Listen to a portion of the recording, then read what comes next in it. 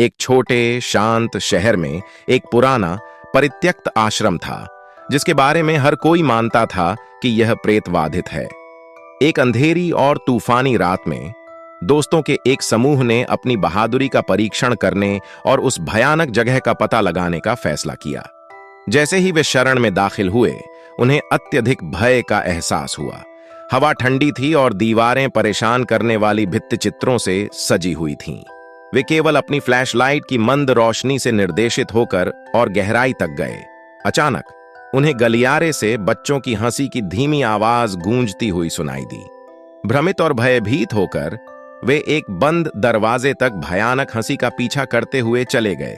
यह अपने आप चरमराकर खुल गया और पुराने सड़ते खिलौनों और चित्रों से भरा एक कमरा दिखाई देने लगा। तभी कमरे के कोने में उन्हें एक बच्चे की छायादार आकृति दिखाई दी। वह मुड़ा और फुसफुसाया, तुमने मुझे यहां क्यों छोड़ दिया? घबराकर वे शरण से भाग गए, फिर कभी पीछे मुड़कर नहीं देखा। मुझे आशा है कि आपको यह डरावनी कहानी दिलचस्प लगी होगी।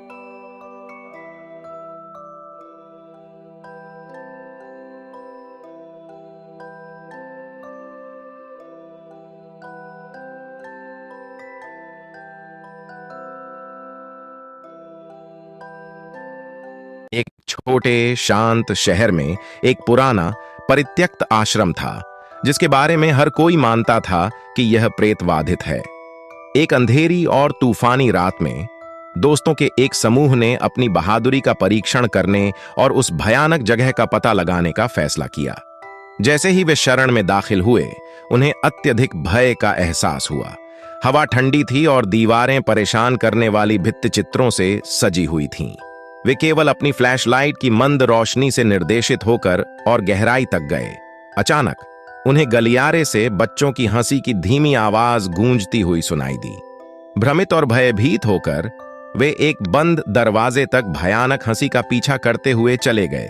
यह अपने आप चरमराकर खुल गया और पुराने सड़ते खिलौनों और चित्रों से भरा एक कमरा दिखाई देने लगा।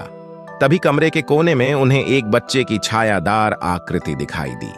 वह मुड़ा और फुसफुसाया, तुमने मुझे यहां क्यों छोड़ दिया? घबराकर वे शरण से भाग गए, फिर कभी पीछे मुड़कर नहीं देखा। मुझे आशा है कि आपको यह डरावनी कहानी दिलचस्प लगी होगी।